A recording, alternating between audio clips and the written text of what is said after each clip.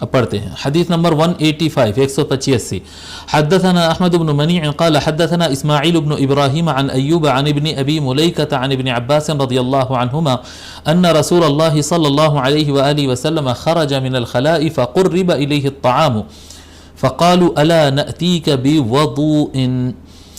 حضرت عبداللہ ابن عباس رضی اللہ عنہما روایت فرماتے ہیں کہ رسول اکرم صلی اللہ علیہ وآلہ وسلم ایک مرتبہ ضرورت کو جا کر تشریف لائے، جی ٹوائلٹ کو گئے، ضرورت کے لیے تشریف لے گئے اور واپس آئے۔ جب واپس آئے تو پھر دستر بچھایا گیا اور کھانا پیش کیا گیا، اور کھانا پیش کرنے کے بعد جو کھانا پیش کیا انہوں نے کہا یا رسول اللہ کیا آپ کے لیے وضو کا پانی رکھ دیں ہم، یعنی وہ جس طرح سے نماز کے لیے وضو کرتے ہیں نا، تو کیا ہم الا نأتیک بوضوء، وضو کو دیکھیے یہاں پر لفظ جو ہے یہ زبر سے ہے، زبر سے ہے۔ جب وضو کہیں گے تو اس کا مطلب ہوگا پانی، وضو سے مراد ہوگا پانی، ٹھیک ہے۔ وضو لفظ جو ہے واو کے اوپر پیش ہوتا ہے، تو وہ عمل ہے جو ہم کرتے ہیں، وہ ایکشن کا نام وضو ہے، ٹھیک ہے۔ اور واو کے اوپر زبر اگر لگا دے تو جس سے ہم وضو کرتے ہیں یعنی پانی، وضو یعنی پانی۔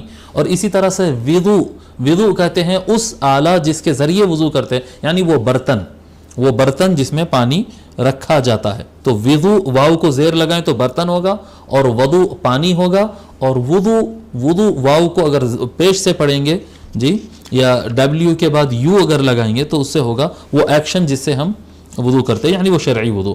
تو یا رسول اللہ کیا ہم آپ کے لیے پانی نہ لائے وضو کرنے کے لیے؟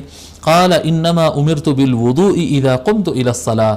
حضور صلی اللہ علیہ وآلہ وسلم نے فرمایا کہ مجھے وضو کرنے کا، شرعی وضو کرنے کا حکم دیا گیا ہے جب اس وقت کے لیے جب میں نماز کے لیے اٹھوں۔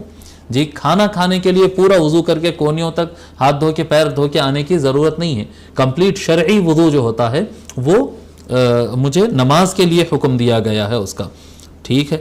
ہاں ہر وقت آدمی وضو سے رہے یہ مستحب ہے، اور آقا صلی اللہ علیہ وآلہ وسلم اکثر وضو سے رہتے ہیں، لیکن کبھی کبھی ترک بھی کیے ہیں، اگر یہ ترک نہیں کرتے تو شاید یہ مسئلہ نکل جاتا کہ ہر وقت وضو سے رہنا لازم ہوتا، اس لیے آقا صلی اللہ علیہ وآلہ وسلم کبھی ترک بھی کیے ہیں، ٹھیک ہے، چھوڑے بھی ہیں۔